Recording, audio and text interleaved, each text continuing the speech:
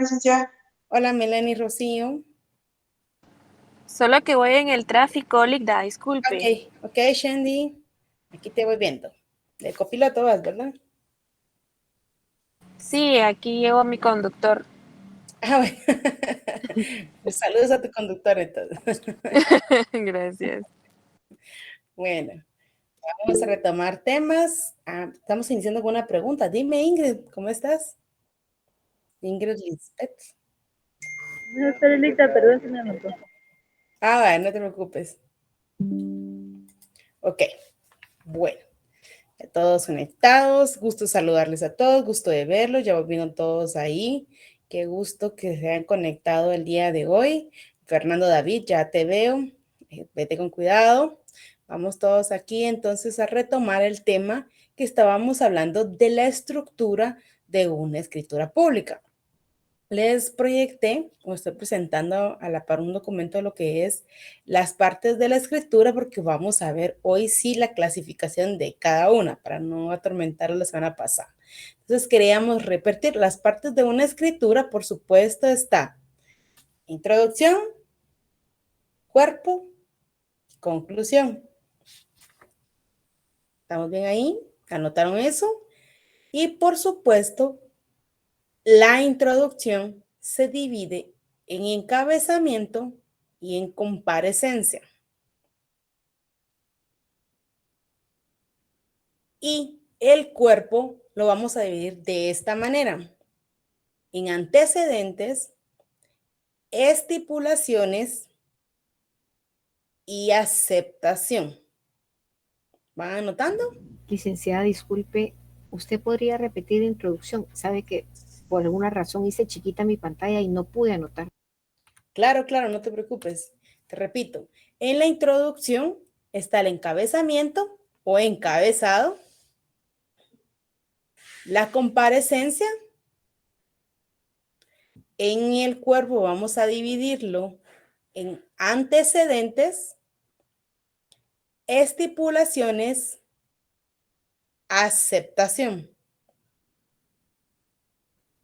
La conclusión la dividimos en otorgamiento y autorización. ¿Sí? ¿Todos anotaron? Perdonen, ¿qué dijo de último? Lo último no leí. Ok, Belisario y aquí Andrea Michelle. En lo que es la conclusión se divide en dos: en otorgamiento y autorización. Otorgamiento, de otorgar, otorgamiento y autorización.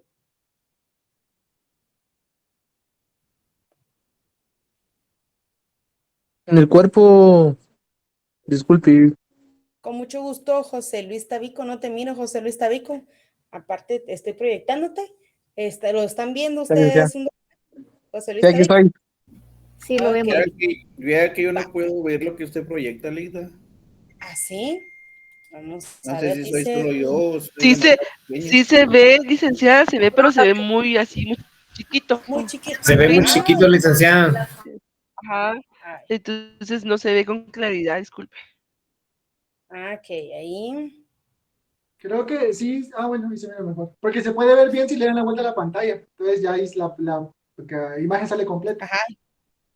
Exactamente. Pero en Gracias, computadora. pero repito, no se preocupen, no se preocupen. El cuerpo, porque ya yo les voy a hablar sobre esto y ustedes ya van a saber en qué parte estamos ubicados. El cuerpo me preguntaban y entonces se divide en antecedentes, estipulaciones y aceptación.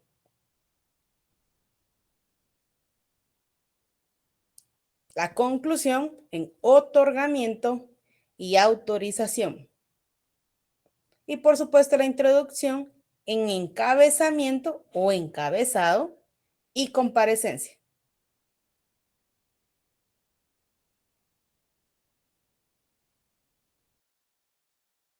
Los ejemplos que vamos a ir redactando uno por uno respecto a lo que es las escrituras públicas. En cuanto a indicar, también vamos a indicar en dónde inicia, en dónde finaliza, para que ustedes comiencen a tener una idea de dónde inicia la introducción, dónde finaliza, dónde está el cuerpo y dónde está la conclusión en una escritura pública. Pero por el momento, Estamos bien con lo que es esta estructura. La estructura, por supuesto, la tenemos que memorizar porque nos va a servir muchísimo para poder ir platicando sobre diferentes temas. Entonces, cuando damos a la escritura, nos vamos a ir como el encabezamiento y la comparecencia. Estamos en la parte de la introducción y por supuesto nos vamos a ir vamos a hacer como tipo de lectura del código, pero obviamente todo va a referirse a lo anterior. Por favor, artículo 29 del Código de Notariado. Ese artículo, se recuerdan que lo vamos a ver siempre. Vamos a señalizar también en el artículo 29 estas tres grandes divisiones. ¿Sí? Y vamos. Cuando yo voy leyendo y les voy a ir comentando. Me va a ayudar a la lectura Paula Marcela López. Para mientras que ella se activa con su código y su pantalla, vamos a comenzar con lo que es nosotros. Bueno. Licenciada, buenas tardes. Es que mi cámara no funciona bien, entonces, pero sí la tengo encendida. Pero te escuchamos y te vemos. Yo miro, te miro. Borroso, es que no funciona bien. Ajá, entonces, prepara tu código y tú me vas a ayudar ahorita, Paula Marcela. Ok. Vamos a ir al artículo 29. En el artículo 29 vamos a señalizar las tres grandes partes de lo que es una escritura pública. No significa que solo aquí es el fundamento de una escritura pública. Vamos a ir adicionando otros artículos. Entonces, como lo dice el título tercero, instrumentos públicos. Y el artículo 29 dice, los instrumentos públicos contendrán. Cuando les pregunte cuál es el contenido de una escritura pública, automáticamente saben que es el artículo 29. A esto se recuerdan que hablamos de que podían ponerle requisitos del instrumento público o algún tema de requisitos mínimos, lo que ustedes consideren.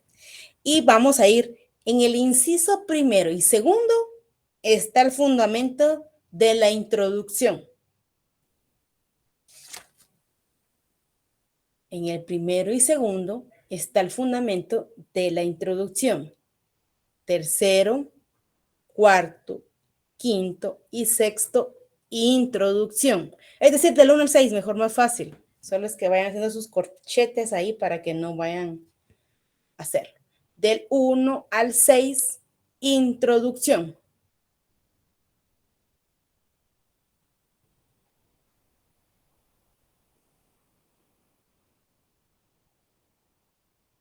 Artículo 7, mejor, inciso 7, cuerpo.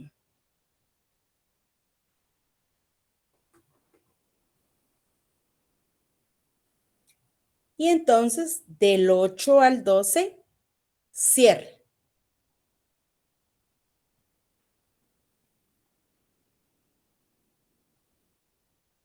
Repito, del inciso primero al sexto, introducción. El 7, el cuerpo. Del 8 al 12, cierre.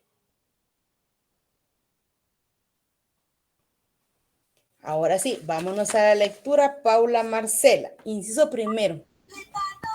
Artículo 29. Los instrumentos públicos contendrán, número 1, el número de orden, lugar, día, mes y años del otorgamiento.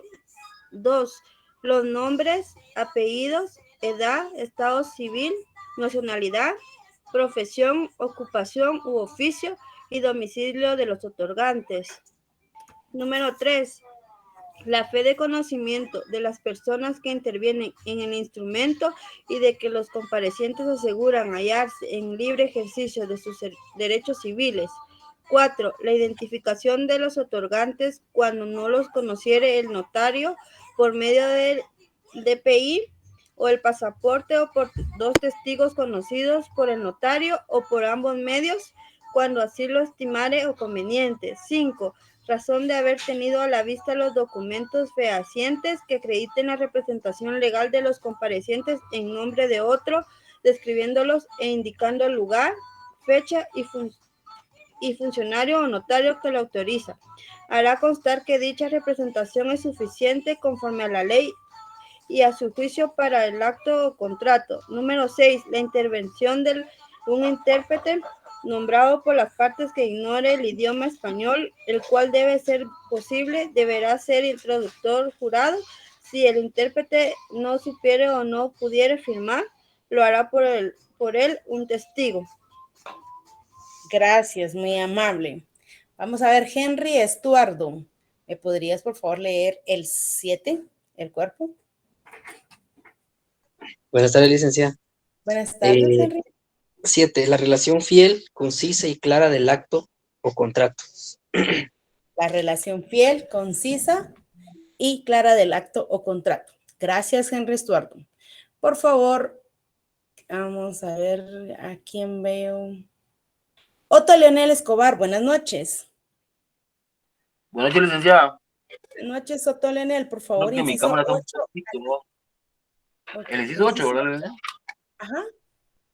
Mucho gusto. La fe de haber tenido a la vista los títulos y comprobantes que correspondan según la naturaleza del acto o contrato. Inciso 9. La transcripción de las actuaciones ordenadas por la ley o que a juicio del notario sean pertinentes cuando el acto o contrato haya sido precedido de autorización u orden judicial o proceda de diligencias judiciales o administrativas. Inciso 10. La fe de haber leído el instrumento a los interesados y su ratificación y aceptación. Inciso 11. La advertencia a los otorgantes de los efectos legales del acto o contrato y de que deben presentar el testimonio a los registros respectivos. Inciso 12. Las firmas de los otorgantes y de las demás personas que intervengan y la del notario, precedida de las palabras "ante mí", si el otorgante no supiere o no pudiere firmar. Podrá la impresión digital de su dedo pulgar derecho y en su defecto, otro que especificará el notario firmando por él un testigo. Y si fueren varios los otorgantes que no supieren o no pudieren firmar, lo hará un testigo por cada parte o grupo que presente un mismo derecho. Cuando el propio notario fuere el otorgante, podrá antes de firmar la expresión "por mí" y "ante mí". Ok, muchas gracias, mi amable Otto Leonel Escobar. Entonces, cuando ustedes vemos el artículo 29, lo vamos a estar viendo cada ratito, pero por favor, con esta división ya vamos a comenzar a ubicarlo. Cuando hablamos del encabezamiento, volvemos a los primeros incisos. Estamos hablando del número de la escritura, del número 1, del lugar y la fecha, ¿sí? De la hora. En la hora, ¿por qué debemos adicionar la hora si no lo leímos del 1 al 6 no leímos la hora? ¿En qué casos tendríamos que agregar la hora? Testamento, licenciado. Testamento y creo que donación por causa de muerte.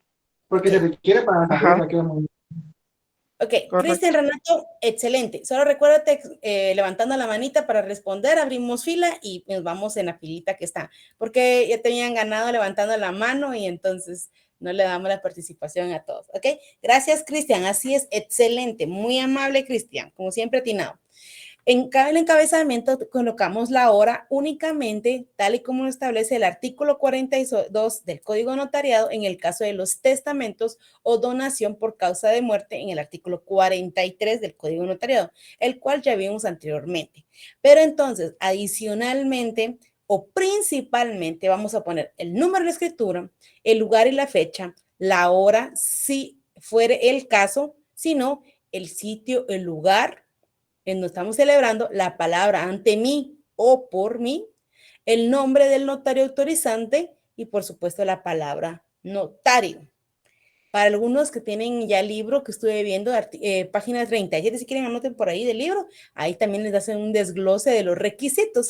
Pero ¿qué requisitos son? Los que acabamos de leer del inciso 1 al 6 del artículo 29. ¿Sí?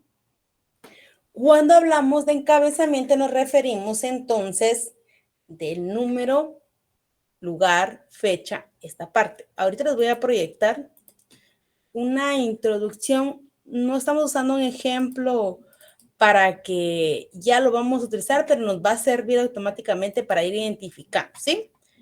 Me dicen cuando ya lo puedan ver. Ahorita tendría que proyectarse. Ya. Ahorita cargando está. Y vuelvo a agrandarlo un poquito. Ya. Y lo vamos a ubicar en la parte que nos corresponde.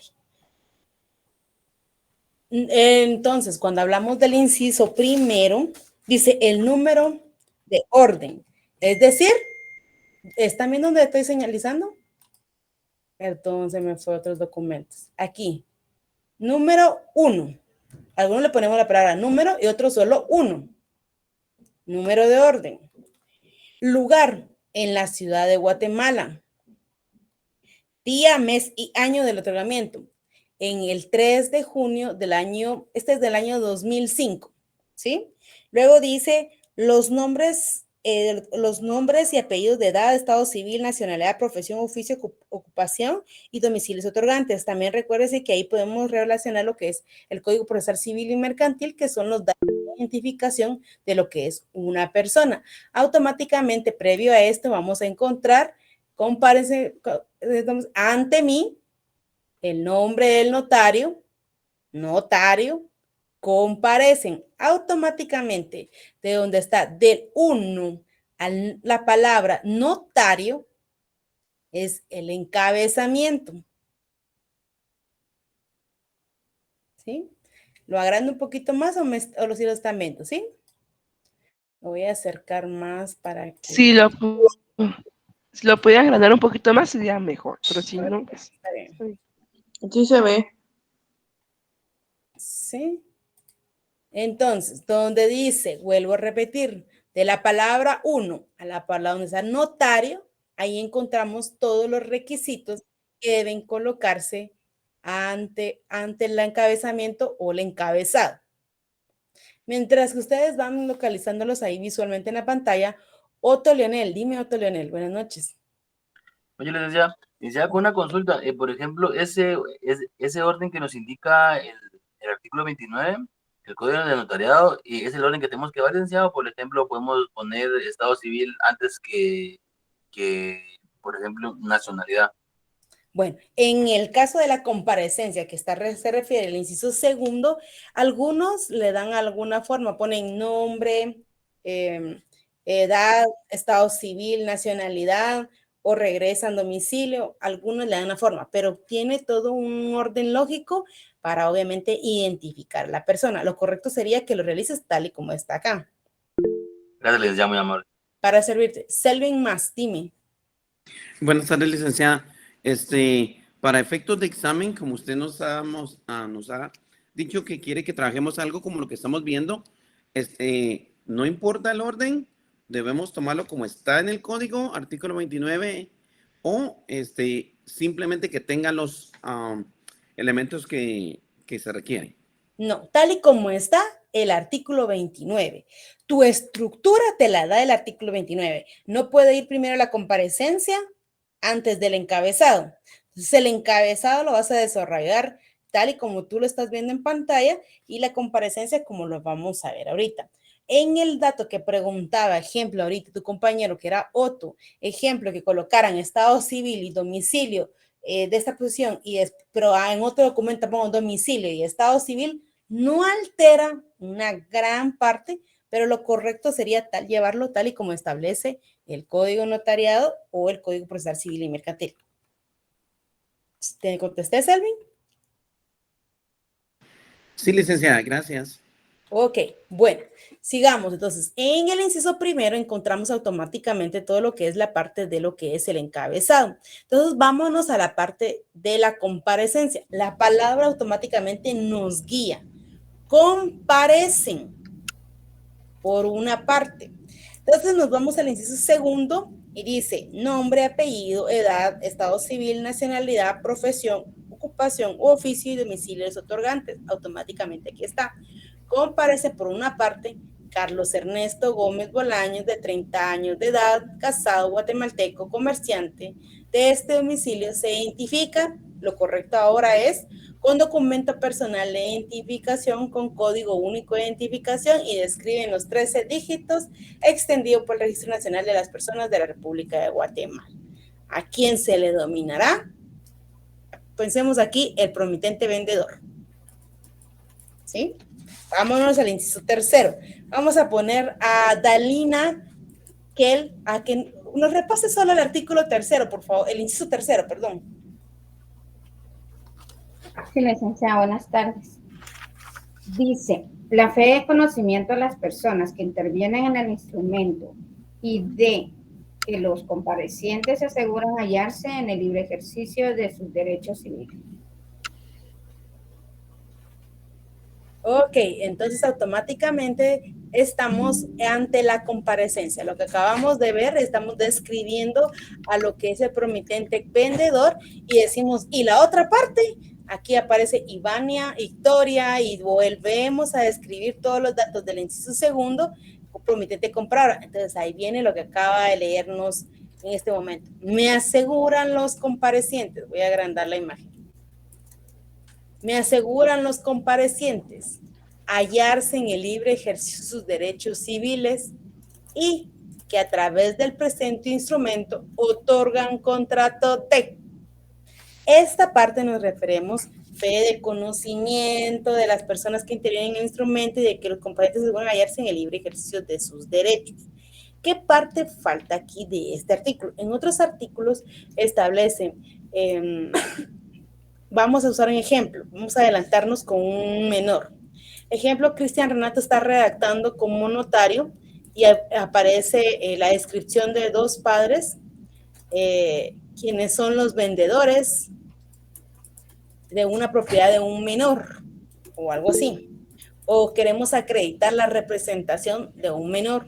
Acreditamos con lo que es el certificado de nacimiento extendido o el Registro Nacional de las Personas a la finca 30 del libro de nacimientos R/23 de República de Guatemala. Entonces, en este momento previo, donde dice me aseguran, yo puedo colocar, doy fe que el documento que describo anteriormente lo tuve a la vista. Un momento en que podríamos realizarlo. ¿Sí? ¿Vamos bien ahí? Bueno. Después manifestamos que los comparecientes se encuentran o se hallan en el libre ejercicio de sus derechos civiles y que por el momento desean otorgar un contrato. Aquí esta parte del contrato va a cambiar, por supuesto, en todos los contratos que se van a realizar. Tendremos de promesa de compraventa, de compraventa, de arrendamiento, etcétera. ¿Sí? El nombre del contrato va a cambiar. Entonces vamos aquí, dice, contenido en las siguientes cláusulas escriturales. Aquí terminó la introducción, pero sigamos manifestando porque el orden es confuso. Vamos a ver, Luis Armando, por favor, el inciso 4. Claro, licenciado. La identificación de los otorgantes cuando no los conociere el notario por medio de la cédula de vecindad o el pasaporte o por dos testigos conocidos por el notario o por ambos medios cuando así lo estimara conveniente. Ahora, Luis Armando, me sigo quedando contigo. ¿Me puedes localizar en lo que acabamos de leer, que es la proyección de un ejemplo de una escritura? ¿Podrías ubicarme dónde está la parte que acabas de leer? La identificación de los otorgantes. Claro.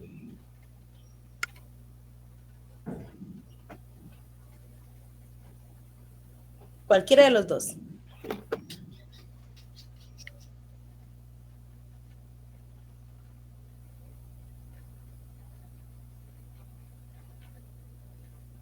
Luis Armando. Sí, perdón, no le entendí bien la pregunta. Ok, ¿dónde podemos ubicar estos datos del inciso 4? Donde dice Carlos Ernesto Gómez Bolaños, de 30 años de edad, casado guatemalteco comerciante de este domicilio. Ahí estamos hablando del inciso 4. O aquí estamos utilizando un ejemplo de una cédula, pero recuérdense que ahora todo lo que diga cédula automáticamente se reforma tácitamente por la ley del Registro Nacional de las Personas. Entonces, automáticamente estamos cumpliendo con el inciso 4. La segunda parte del inciso 4 que habla cuando el notario los conociere. ¿Se recuerdan que hablábamos que si el notario los conoce, pudiera colocar, en vez de identificar el documento personal de identificación, dice persona de mi conocimiento? Pone Carlos Ernesto Gómez Bolaños, persona de mi conocimiento. ¿Sí? Sí, en 30 este caso, años. como no los conoce, Ajá. Ok. como no los conoce, tendría que poner el DPI. Exactamente, ahí estamos. Ahora veamos la tercera parte de este inciso. Dice, 2 testigos conocidos por el notario o por ambos mediante cuando así le estimara conveniente.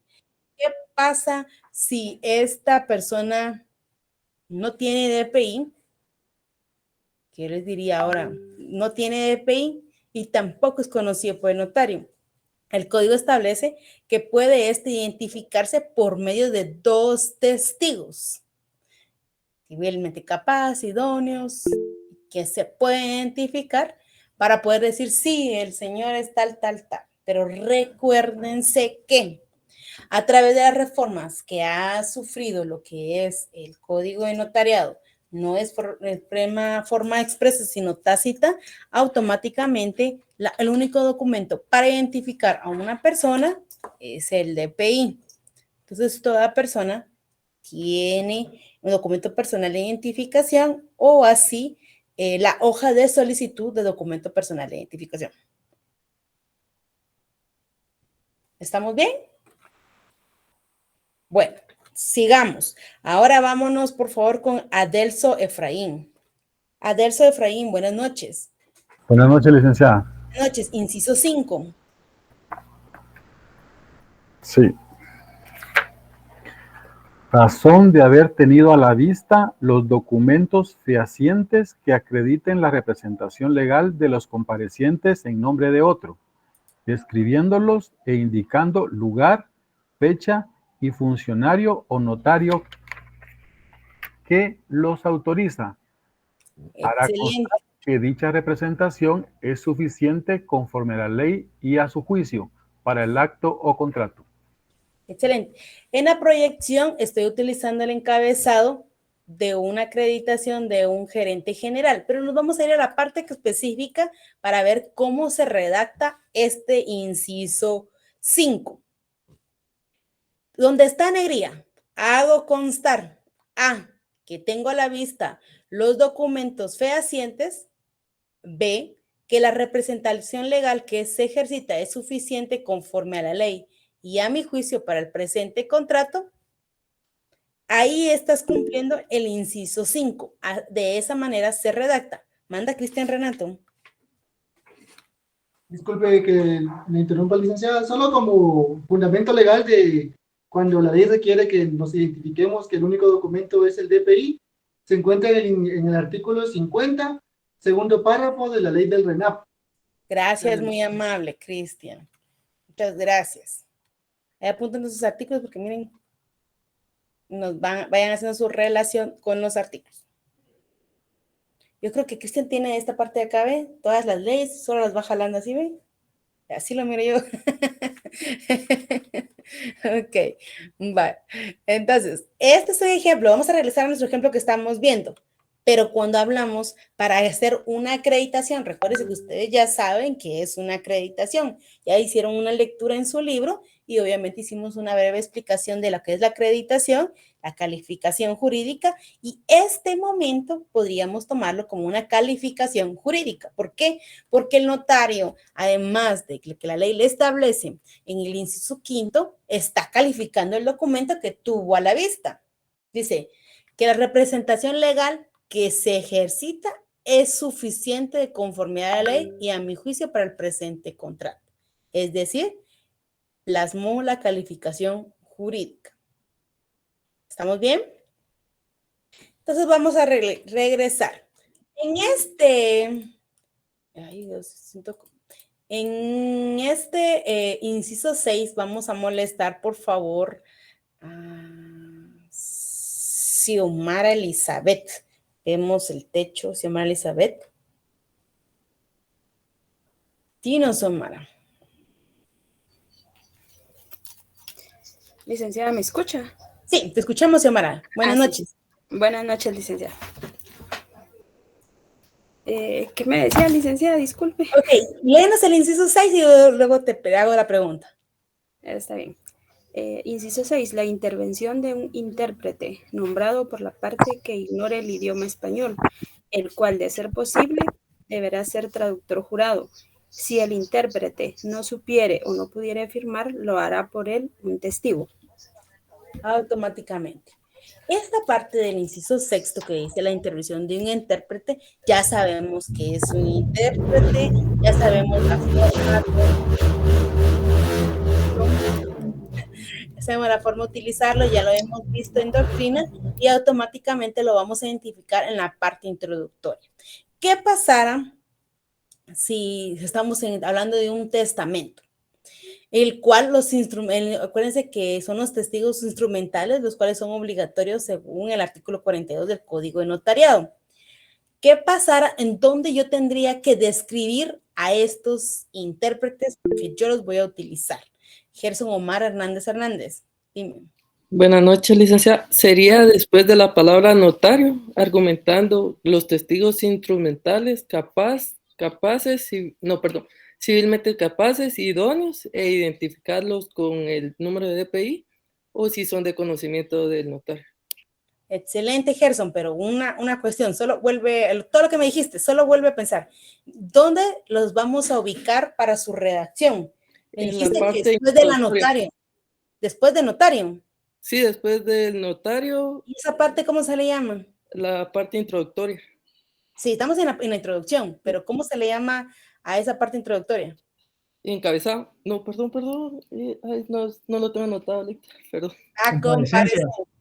Comparecencia, así es, en la comparecencia. Vamos a anotar en la comparecencia. Exactamente, en la división de los dos en la comparecencia. Pero además, Gerson Omar, hay otro más error. Pequeñito, me tienes que decir ahí. Vamos a ver, José Alfonso Jr. Hoy te tengo calladito, José Alfonso Jr. Bueno, Gerson, ya estamos en la parte de la comparecencia, estamos en la parte de introducción, estamos en la comparecencia. Estoy haciendo comparecer a Carlos Ernesto Gómez Bolaños, estoy describiéndolo y ahora necesito colocar los testigos instrumentales. ¿En dónde lo hago? ¿Siempre en la comparecencia, Lecta, o no? Sí, pero ¿en dónde? En tema de redacción. Sí, me perdí. Ok, te explico. Ahorita vamos a ver si José Luis te ayuda. José Luis Tabico. No te miro, José Luis. ¿Está licenciada? Hola. ¿Qué tal? Respecto a la pregunta que estaba haciendo, yo me imagino que va, o pienso que va después de haber tenido en vista los documentos fehacientes, y podemos poner ahí, y por medio de intervención o intérprete interpreta, traduce el presente instrumento, y al final podemos poner los testigos, ¿verdad? Eso bueno, pienso yo. Ok, gracias, José Luis. José Alfonso Jr., dime, José Alfonso Jr. Ibas manejando, ¿verdad, José Alfonso? No, Ligda, es que estaba muy mala señal aquí en mi casa. Ok. Pero la pregunta es con respecto a los testigos. Estamos en la comparecencia, ya sabemos que ahí estamos hablando, pero yo quiero plasmar en dónde redacto la parte de testigos o intérpretes. Eso sería después, en la parte introductoria, sería en la comparecencia, después de decir quiénes son los comparecientes y se nombra los testigos o intérpretes. Ok, gracias, José Alfonso, igual que Gerson Omar Hernández. Vamos a ver, cuando yo quiero describir un intérprete de Carlos Ernesto Gómez Bolaños, primero lo identifico a él y digo, ¿quién comparece con un intérprete registrado en el Ministerio de Educación con el número tal y tal y tal y tal? Después de Carlos Ernesto. No puedo hacer comparecer primero al intérprete y luego a los otorgantes. ¿Sí? Primero los otorgantes y luego hago comparecer a lo que es el intérprete. Ahora, los testigos. En el caso del testamento, que es el que comenzamos a hablar ahora en este ejemplo, estamos usando un testamento y tengo que describir los dos testigos. Vuelvo a hacer comparecer a Carlos Ernesto Gómez Bolaño y después de haberlo identificado, ¿quién comparece de conformidad con el artículo 42 del Código Notariado, si lo quieren redactar de esa manera, con sus testigos, el señor José Luis Tabico, quien se identifica con documento personal de identificación, tal y tal y tal y tal. Y Shendi Dayana, quien se indique con documento personal de identificación, tal, tal, tal, tal. Personas civilmente capaces, idóneas, para poder celebrar este acto o contrato. ¿Estamos bien? ¿Entendieron en esta parte de ahí cómo se va introduciendo? Erwin Rolando Cano Divas. Hola Erwin, mucho gusto de saludarte. Es la primera vez que te saludamos en este grupo. ¿Cómo estás? Sí, buenas noches, Lick, mucho gusto. Bien, solo ahí no me quedó muy claro porque según entendí, está el compareciente y seguido va el intérprete por cada persona. Por ejemplo, primero está Carlos Ernesto, su intérprete. Después está Ivania, su intérprete. Si ambos necesitaran intérprete, así es. Yo describo a la persona y manifiesto que el intérprete que va a utilizar. Si el intérprete es para ambos, solo una vez lo describo. Pero si ese intérprete es distinto, que es diferente, o un traductor, lo uso de diferente manera, ¿sí? Así es como tú lo acabas de decir. Escribo a Carlos, cuando ya lo hago comparecer, manifiesto su intérprete o su testigo, en su caso que fuere así. ¿Sí? Bueno, igual con cada uno, por ejemplo, si tienen un intérprete y un testigo, seguidamente si solo los va a utilizar él, por decirlo así. Y después, en este caso del ejemplo Iván, su intérprete y su testigo, porque son solo de ella, por expresarlo de alguna forma. Ajá. Normalmente vas a ver que en la redacción, normalmente estas figuras es cuando el caso amerite utilizarlas. Entonces, si yo necesito intérprete para Carlos, lo identifico a la par de Carlos, porque este va a comparecer interpretando a Carlos. Si yo quiero identificar un testigo, lo voy a hacer seguidamente de Carlos, porque automáticamente es el testigo de Carlos, ¿sí? Ahí automáticamente. Gracias. Si ustedes en el tema de redacción, no quiero complicarlos, pues si describen a las dos personas y después de describirlos, ponen, también comparece el señor Henry Estuardo, no es mío estos apellidos, Henry Estuardo, quien se identifica con el documento personal, tal, civilmente capaz e idóneo, quien será testigo de Carlos Ernesto, también lo pueden hacer, ¿sí? Lo pueden hacer seguido de la comparecencia, o usted lo hace y le hace la relación testigo de quién es. ¿Estamos bien ahí? Sí. Recuérdense que estamos hablando de las otras clases de testigos. Los testigos a ruego van a ser específicos. Esto los vamos a dejar ahorita por un momento a un lado y después vamos a hablar de estos, ¿ok? Los testigos a ruego, ahorita ténganlos en una nubecita ahí a un lado, todavía no vamos a hablar de estos. ¿Vamos bien? ¿Sí? Sí. ¿Dudas de todo este inciso 5? Del 5 y el 6.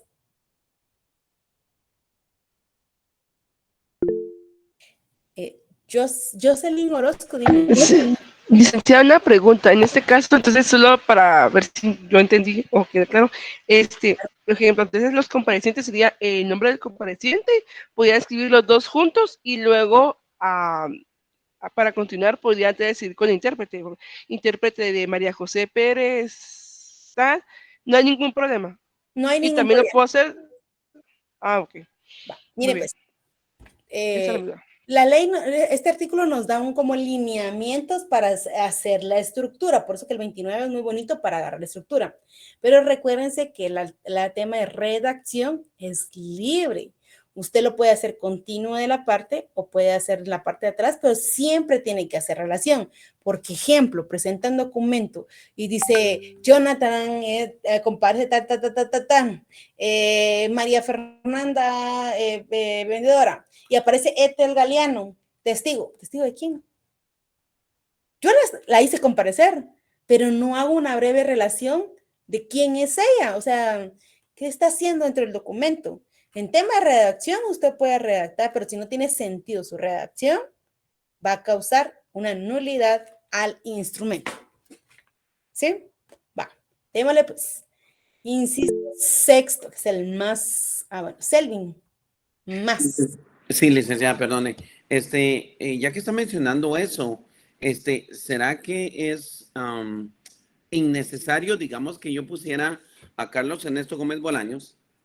Lo menciono a él, menciono a Ivana, y luego yo pongo, digamos, a Cristian Renato, perdón, Cristian, y lo pongo, y a él lo pongo como Cristian Renato, testigo de Carlos Ernesto Gómez Bolaños.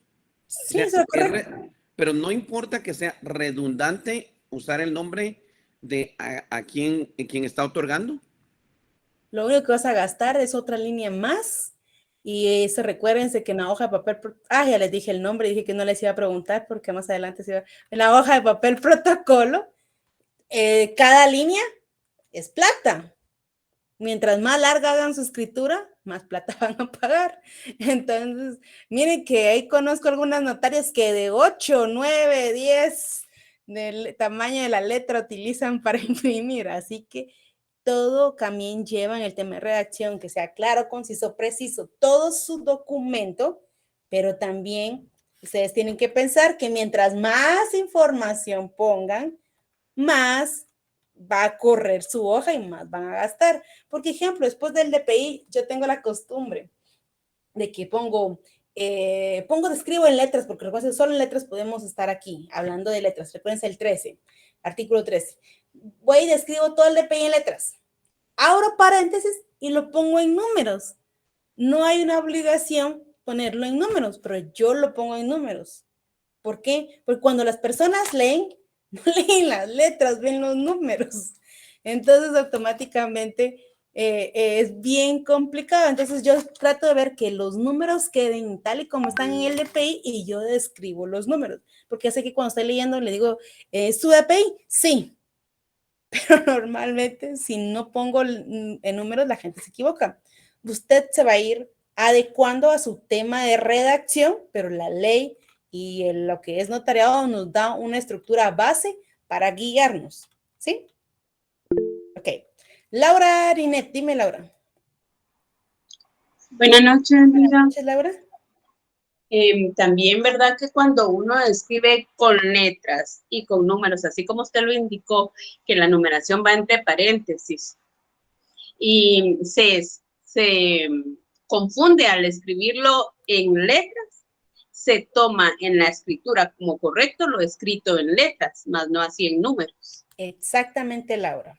Yo te digo, como yo tomo nota y pongo los números, pero los números no se deben leer en una escritura pública.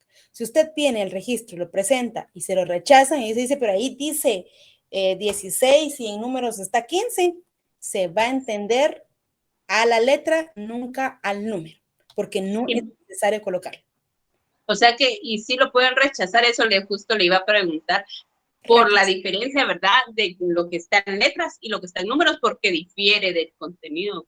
Exactamente. Sí. Yo les digo como mi tema de redacción y porque así he captado la atención de mi cliente que sí lea el documento y que sí sean los datos. Entonces, mi responsabilidad, por supuesto, es que todo cuadre porque los documentos me pusieron a mí a la vista y yo los estoy desarrollando. Pero por supuesto hay que ayudar siempre al cliente para que esté bien con sus datos. Me dice, a veces he tenido personas que me dicen, ay, me puso 40, pongo 40 años. Sí, está bien. Y cuando le digo, ¿cuántos años tiene? Tengo 30, 40 voy a cumplir.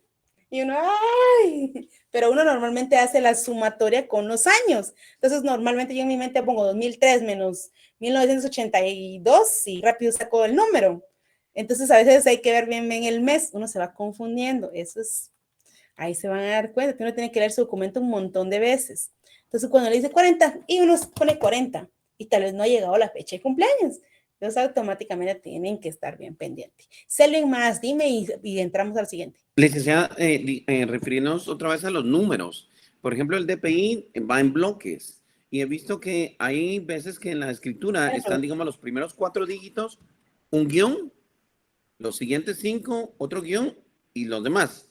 Y entonces yo he visto escrito de que, digamos, diga 2023 en 2023, guión, y escriben la palabra guión, y después se pone los números y lo ponen con guión. También lo he visto que no ponen el guión, se ponen separados y he visto los números juntos. Entonces ahí es donde es confuso. Ok, buena pregunta, Selvin, excelente. Ya está Cristian y Renato buscando la ley de RENAP, pero mira, pues te voy a explicar. Recuérdense que todo lo que es RENAP y los números de identificación son códigos y tal como tú lo dices, son bloques.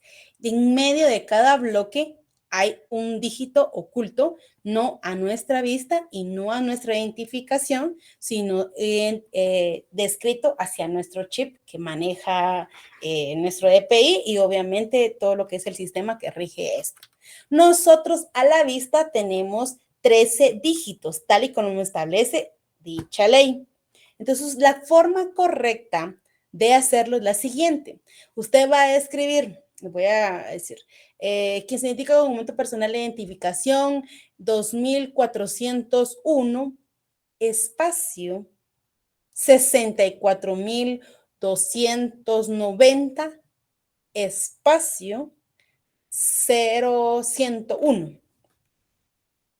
Porque usted tiene el documento y tiene un espacio, no tiene un guión. Yo voy a escribir un guión cuando yo tengo a la vista un guión. No me puedo inventar un guión.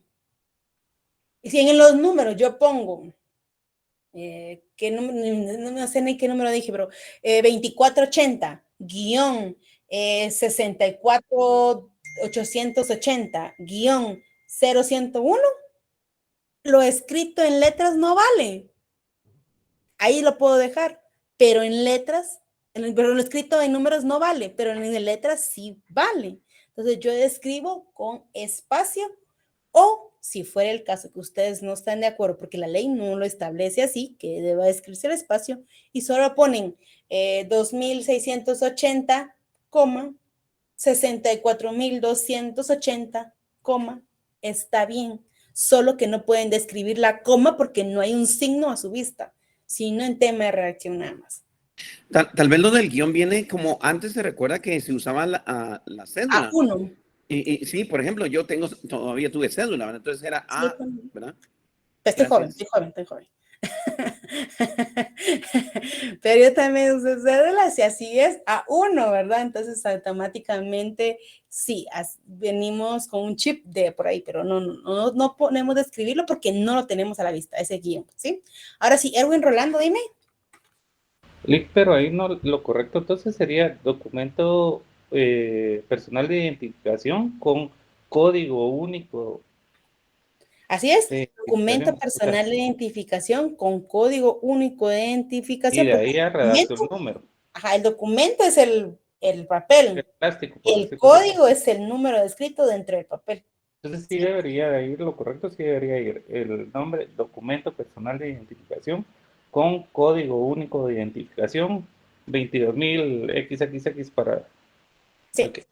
Gracias. Excelente, gracias Edwin. Bueno, para repasar, Byron Leonel, no se nos está durmiendo Byron Leonel, entonces le vamos a hacer la pregunta, ya le estamos dando sueño. Byron Leonel, dime las partes del cuerpo. No me va a decir cabeza, tronco, rodillas, no me vas a decir así. Buenas noches, Lina. Buenas noches, Byron. Las partes del cuerpo, usted dijo que se dividía en antecedentes y estipulaciones y aceptación. Exactamente. Gracias, Byron Leonel. También te quiero molestar, por favor, con el inciso sexto. Con mucho Perdón, gusto. el séptimo, disculpa. Sí, el séptimo es. Lo dice la relación fiel, concisa y clara del acto o contrato. Exactamente. Este inciso va a describir el cuerpo. Cada vez que usted esté redactando el cuerpo, aparte que el cuerpo es la parte más solemne del instrumento, el cual, así como lo puso, así debe establecerse. Y vamos a ver más adelante cuando hacemos escrituras de ampliación que hay un montón de restricciones para poder modificar alguna letra de lo que es el cuerpo. El cuerpo es la base del negocio jurídico. de las obligaciones y de los derechos de ambas partes. No digo que esto en la introducción y el cierre sea menos importante. No, recuérdense que desde el momento que es una escritura pública, tiene que ser una solemnidad totalmente de la redacción. Pero esta parte usted está dándole el molde al negocio jurídico, está moldeando la voluntad de las partes. En la parte introductoria usted está describiendo, calificando, razonando e interpretando los documentos, la información en todo momento. Pero en el cuerpo usted le está dando la autenticadora, moldeadora de lo que es la escritura pública. Bueno, entonces, vamos a ver este ejemplo que está acá. Cláusula, aquí dice primera. Vamos a ver quién está. Sergio Girón, prepárate. En la cláusula primera, dice, primera, 2 puntos. Antecedentes. ¿Es obligatorio poner la palabra antecedentes? No, pero en práctica normalmente la dejamos porque es una guía que nos sirve muchísimo para darle la estructura a nuestra escritura. Dice, declara el promitente vendedor que es propietario de la finca urbana inscrita en el registro general de la propiedad de la zona central, inscrita al número 600, folio 190 del libro 279 de Guatemala, que consiste en un terreno ubicado con construcción ubicada en la 15 Avenida 11-23, zona 11 de la ciudad. Esta ciudad, con las áreas inmediatas y colindancias que constan en su respectiva inscripción registral. Aquí vamos a declarar, vamos a ver más o menos también las actualizaciones del 2012, del 7, del 10, 2012, que ya están inmersas, pero aquí vamos a ir declarando el antecedente del negocio. Y aquí en este ejemplo estamos teniendo una venta o una promesa de venta. Estamos hablando de un bien. El objeto de este negocio es un bien. Entonces, automáticamente, si es una propiedad, yo tengo que buscar la forma de acreditar esa propiedad. Entonces, Byron, cuando agarra llega a su oficina, pide lo que es una certificación del Registro General de la Propiedad y verifica que el ejemplo que es que Ernesto sí sea propietario de esta finca, que se escriba finca, folio y libro, que no tenga ninguna anotación, tuvo a la vista los documentos que pudiera considerar para poder calificar y que este sí acredite fehacientemente la propiedad. ¿Estamos bien ahí? Bueno, ejemplo, que fuera la venta de un vehículo, no se hacen por aquí, pero hablemos ejemplo. Yo necesito tener a la vista el certificado de propiedad del vehículo. Si es un mandato, yo tengo que decir que tengo a la vista, es otro tema de redacción. Omitámosla porque estamos hablando de un mandato con protocolización. Dejémoslo aquí con esta de la venta, nos va a ser más práctico.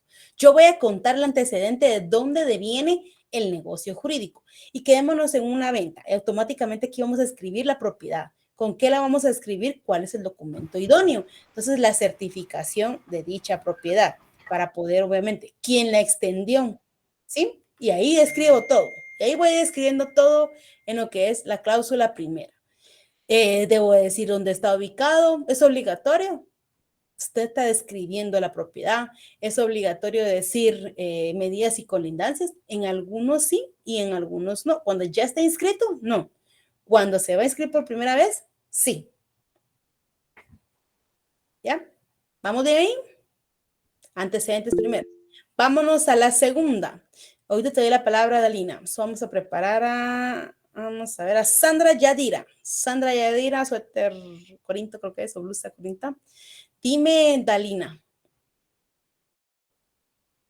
Licenciada, disculpe, entonces podríamos decir que el inciso 7 es como una especie de calificación jurídica. Sí, porque todo lo vas a ver de forma fiel, porque vas a acreditar documentalmente. concisa vas a desarrollar el negocio tal y como debe ser y claro, por supuesto, para el entendimiento de toda persona. Ya, muchas gracias. Ahora sí, Sandra Yadira, suéter corinto, su blusa corinta. Buenas noches, licenciada. Buenas noches, vámonos a la segunda. La segunda, ¿podrías leerla y después te hago la pregunta? El inciso 8, ¿no? El inciso segundo de la escritura que tenemos proyectada.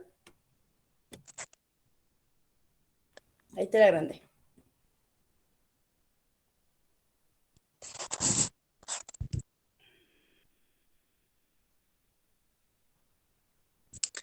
De manera expresa, el prometiente vendedor hace constar que sobre la finca urbana que motiva el presente contrato no existen gravámenes, anotaciones o limitaciones que puedan afectar los derechos de la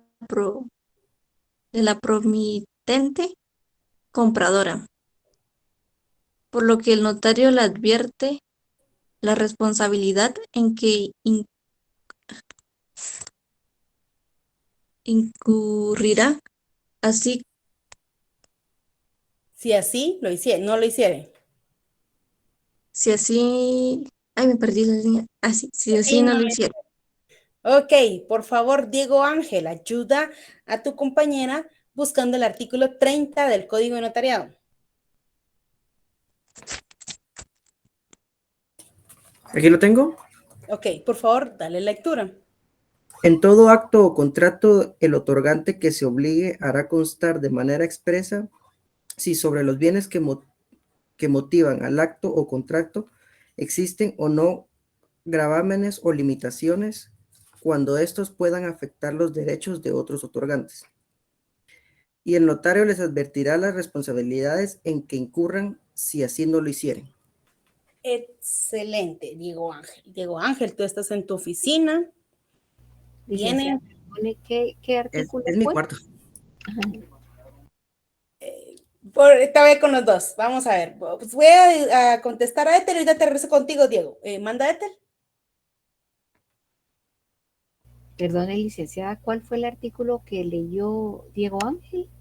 El artículo 30 del Código de Notariado. Ok. Diego Ángel, yo te pongo un caso. Tú estás en la oficina, tu oficina jurídica. Cuando estás en tu oficina jurídica, viene tu cliente, estás redactando, ya tienes redactada la introducción, ya sabes que se habla de una escritura y describes que tiene la certificación y te dice, pero fíjese que ahí tiene un gravamen, pero no le vaya a decir a la compradora. Mire, no le digamos. Ahí hay una cláusula. Y tú dices, pero esa cláusula del artículo 30, si ustedes quieren poner título, pongan cláusula de saneamiento. Y dice, pero recuérdese que la responsabilidad es mía. No lo pongamos, sigamos así.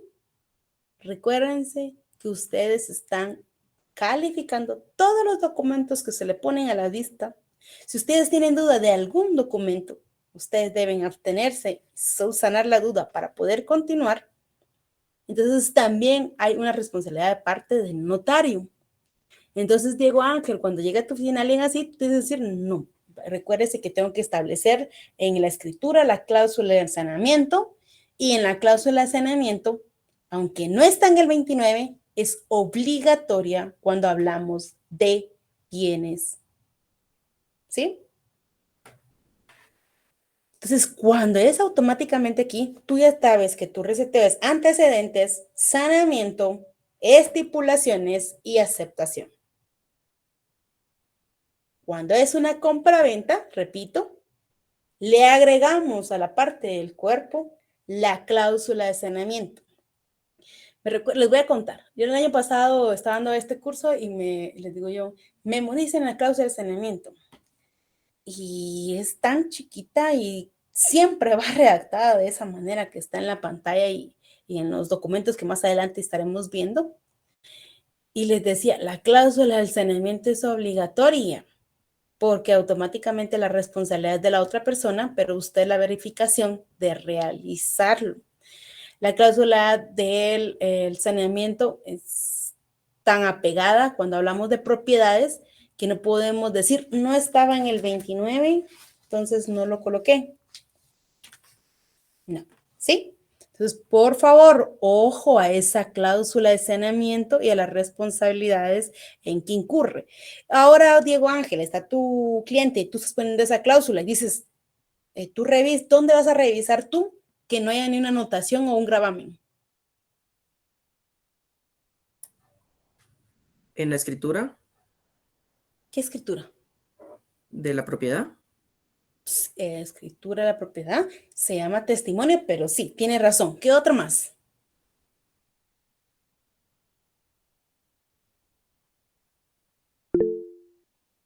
Vamos a ver, José Luis Tabico, ¿te está ayudando? Dime. El registro general de la propiedad.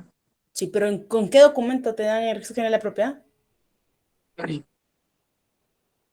Una certificación de... Ahí no me acuerdo el nombre. Una Sí, una certificación. certificación del registro general extendida por el registro general de la propiedad. Así es. Entonces, tú puedes acreditar en la cláusula primero con el testimonio de la escritura, como dijo Diego Ángel, porque recuerden que la escritura se queda en poder en el protocolo, en poder del notario. Entonces, al cliente se le da el testimonio de la escritura. Vamos a ver testimonios. Respiren, nos vamos a ver. Y dos, con lo que es una certificación extendida por el Registro General de la Propiedad. Ahí acreditamos en el 1.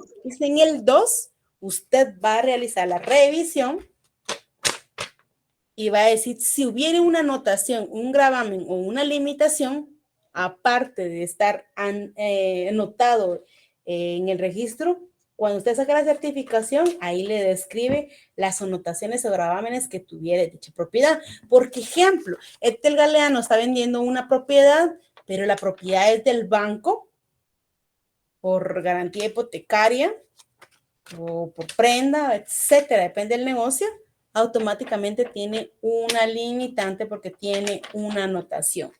Ella no puede pasar, no le van a inscribir a ejemplo a Byron Leonel su escritura porque automáticamente él como comprador tiene que verificar que esté libre de anotaciones y gravámenes. Y por supuesto, si Byron Leonel es el comprador y su notario es Diego Ángel, Byron va a confiar en que Diego Ángel hizo toda esa revisión y calificación de los documentos y de que la propiedad esté libre de anotaciones. ¿Sí? Gerson Omar Hernández. Leita, en el caso de que hubiera una anotación, siempre en esta cláusula del saneamiento se agrega, ¿verdad? Perdón, no te escuché muy bien por el sonido. Ay, perdón. Era que si encontramos una anotación, siempre la tenemos que agregar en esta cláusula del saneamiento, ¿verdad? Que Ahí se está. encuentra. Te voy a dar la respuesta, Gerson. Mira, pues, si hay una limitante que me limita para poder hacer la venta, automáticamente yo no puedo realizar dicho contrato, porque yo no puedo vender, no puede vender la propiedad si tiene una anotación de un banco, porque la propiedad no es de ella, está hipotecada con un banco, por lo cual usa la propiedad, pero la tiene hipotecada con un banco, entonces automáticamente yo no puedo realizar esa escritura. ¿Por qué? Porque el Registro General de Propiedad no me lo va a inscribir.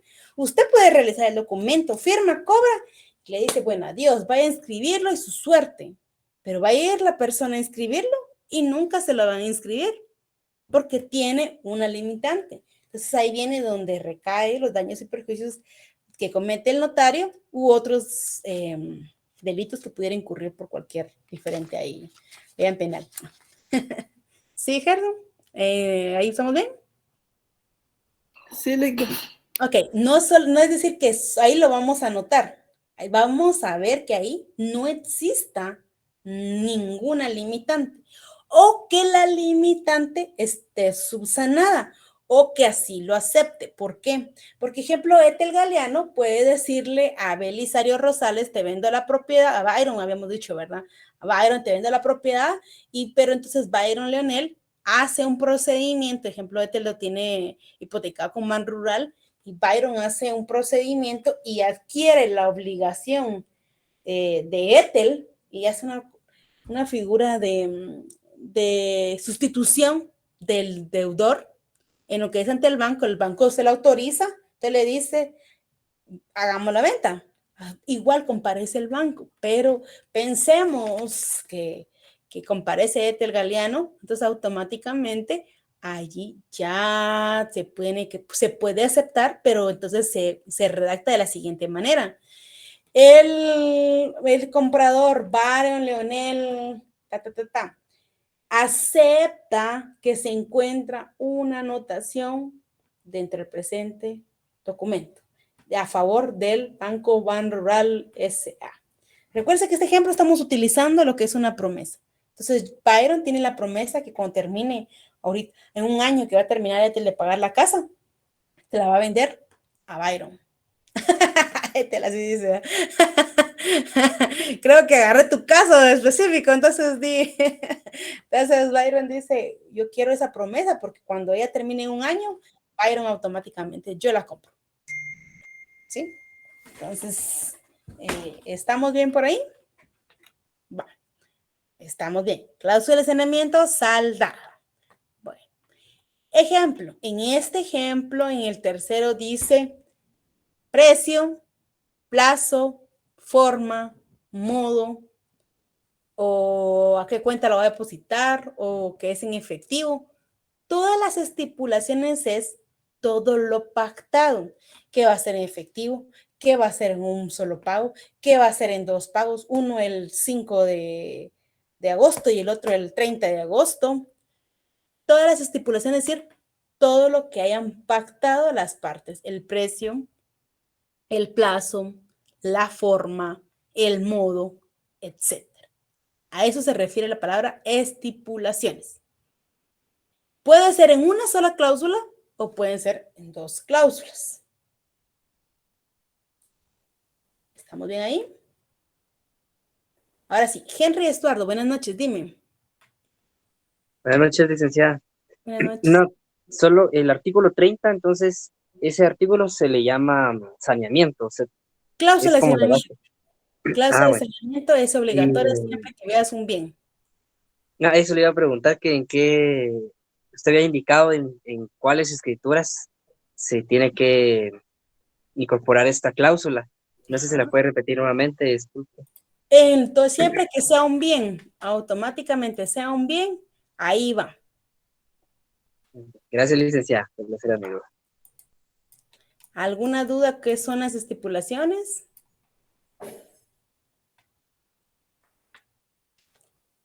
José Alfonso, dime, Junior. Ligda, buenas noches. Mire, con una consulta. Estaba viendo que el contrato en sí, que este instrumento es un contrato de promesa de compraventa, ¿verdad? O sea, pero también tiene que... La finalidad de este contrato supuestamente es celebrar un contrato futuro, que sería el contrato de compraventa como tal. Pero en este contrato de promesa también debe incluirse así todas las Sí, porque se trata sobre una promesa de una propiedad. como si fuera el contrato de la compraventa ya como tal. Exactamente, porque estamos siempre que sea una propiedad, vamos a incluir la cláusula de saneamiento, porque en esta, por decirlo así, como decíamos, el caso de Byron acepta que en un año le va a trasladar la escritura traslativa de dominio, o que es la escritura de compra-venta, a Byron, pero le está dando el chance a ella que en un año, le prometió que en un año que ella salga, porque va a salir en 11, 12 meses, y mientras el proceso de todo, automáticamente le va a ceder a la propiedad. Entonces, mientras le va a ir depositando, pensemos, un enganche fraccionado, entonces le dice, mensualmente me estará pagando 2,000 quetzales por un año, que cubre el 50%, etcétera. Entonces, en esta promesa siempre que sea propiedad igual. Y cuando sea una compra-venta, mayormente que no tenga, porque si no, no te la van a inscribir. ¿Sí? Ahora sí. Edgar Olivares, dime, Edgar Olivares. Gracias, Lida. Solo podría repetir nuevamente lo de las estipulaciones, perdone. Ok, en las estipulaciones automáticamente vas a ver la forma, el modo en que fue pactado. Es decir, la cantidad, un precio de 80,000, la forma en 12 pagos, pero no sé cuánto queda, no me van a preguntar, no sé, en 12 pagos, que sería la forma, ¿va? Los cuales serán efectivos cada 5 de cada mes, iniciando en el mes de agosto. ¿Qué otra? Esta es la forma, depositados a la cuenta del señor, señora Ethel, que está vendiendo, ¿va? Señora Ethel Galeano, de banco tal y tal y tal, con número tal y tal y tal. ¿Sí? Acuérdense que en esta escritura automáticamente tenemos que ver temas de responsabilidades si no se llegara a cumplir lo que es la promesa por parte de Ethel. Pero de manera general, las estipulaciones en toda escritura pública son las generalidades del negocio jurídico. ¿Sí? ¿Alguien más? ¿Vamos bien? Mucha información. María Fernanda, dime, María Fernanda. Buenas noches, licenciada. Perdón, solo dijo forma, modo, ¿y cuál era la otra? Es que no escuché. Las estipulaciones, recuérdate, de manera general son todo lo que desarrolle el negocio jurídico. En este ejemplo, la forma, el modo, el precio, las condiciones o los requisitos de dicho negocio jurídico. Ok, gracias, licenciada. ¿Alguien más para pasarme la última cláusula?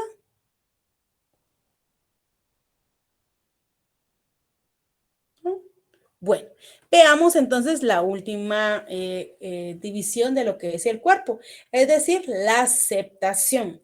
Aquí en nuestro ejemplo nos vamos a ir a la cláusula cuarta, ahí en negrilla dice cuarta, aquí está, metan mi dedo, ahí cuarta, dice, vamos a ver quién anda por ahí, que no me esté poniendo atención. María Isabel, buenas noches. María Isabel Hernández Ruiz. María Isabel Hernández Ruiz. Buenas noches, licenciada. Buenas noches, María Isabel Hernández Ruiz. ¿Cómo estás? Bien linda. Ay, ¿cómo te miramos, María Isabel? Permítame.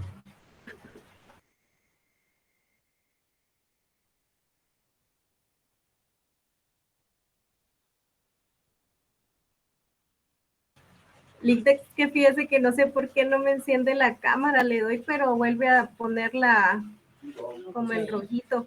Va. Te recuerdas que te tienes que revisar la próxima semana, digo el jueves, porque el jueves volvemos a intentar. Ok, mira pues María Fernanda, hazme favor, léeme la cláusula cuarta. Yo. En los términos relacionados, los otorgantes aceptan el presente instrumento, enterados que la acción para exigir el cumplimiento que deviene de la promesa deberá ejercitarse dentro del plazo de los 3 meses siguientes al vencimiento del plazo convenido, vencido el plazo para promover la acción sin que ésta se haya ejercitado, los contratantes quedarán libres de toda obligación. Ok, muchas gracias, María. Vamos a ver, ayúdame, Victoria de Rosario. No es que estés haciendo nada, estás poniendo atención, pero aprovechando que estás aquí cerca de mí, te voy a molestar. La cláusula de aceptación, Victoria, es la forma en que se cierra el cuerpo de la escritura. Aquí puede comparecer 1 o 2 personas, depende de qué tipo de contrato se realice, en la cual la declaración va a ser que aceptan el contenido del instrumento y lo pactado en este. ¿Qué es lo pactado? Como acaba de decir María Fernanda, forma, modo, todo lo que lleve o englobe las estipulaciones, todo lo que lleve en antecedentes, todo lo que lleve en la cláusula de saneamiento. Yo acepto todo el contenido del instrumento.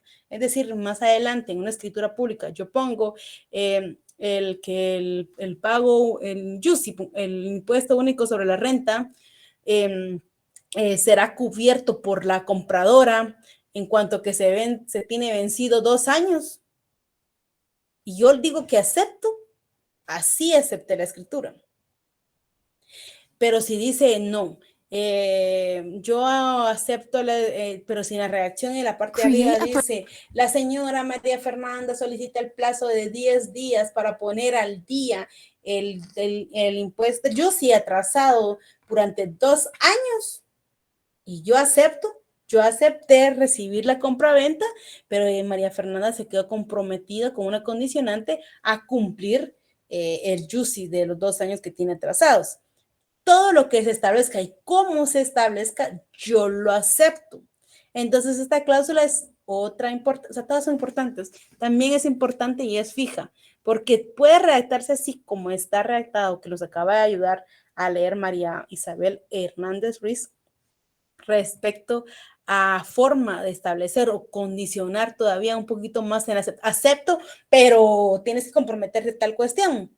O puede ser redactada de la siguiente manera. En los términos relacionados, los otorgantes aceptan el contenido del instrumento. Yo creo que es una línea. Y ahí finaliza todo. ¿Alguna duda en la cláusula de aceptación? Victoria, para que no se nos vaya a ir sin la pregunta. Ya por estar explicando se me fue tu pregunta. Mira, Victoria, ya te estaba saludando. Cláusula de aceptación. ¿Es obligatoria en todas las cláusulas, Victoria? ¿En todas las escrituras públicas? Sí es obligatorio porque si no, entonces no queda registrado. O sea, ellos están aceptando y aparte es parte del cierre de la escritura, ¿verdad? La aceptación. Estamos ahí en el cuerpo. No estamos en el cuerpo. Ay, perdón. Entonces, lo que pasa es que algunas, bueno, no sé, ¿verdad? Pero algunas otras, por ejemplo, que lo ponen en al cierre. Ajá. Ahí está la cuestión. Victoria, esta cláusula es obligatoria porque estás dando fe de todo el acto. La parte del cierre también debes manifestar que aceptan el contenido también del ente. Entonces, es decir, hay 2 aceptaciones en una escritura pública. Así es, Victoria. Vamos a ver cuando hagamos el cierre, ahí lo vamos a ver. ¿Ok? ¿Alguien tiene una duda para podernos despedir hoy?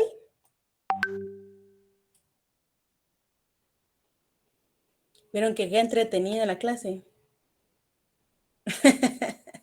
Todas tienen que ir a leer su libro, compararlo, ver lo que están viendo, analizarlo y así, por favor, podamos seguir platicando con lo que es el cierre. Le damos la palabra a Derek Andrés. ¿Me está levantando la mano, Derek? No, Lidia, disculpe, se me oí. Ok. Ana Lucía Tojo. Buenas noches, Ana Lucía. Hola, licenciada. Fíjese que sí tengo una duda. ¿A qué hora comienza la clase? Que yo vi que en clase lo tenía usted a las 6 en punto, pero cuando yo ingreso ya está la clase. Quisiera saber a qué hora lo acepta uno. Ana Luisa, el horario del curso es de 5:30 a 7. La clase de que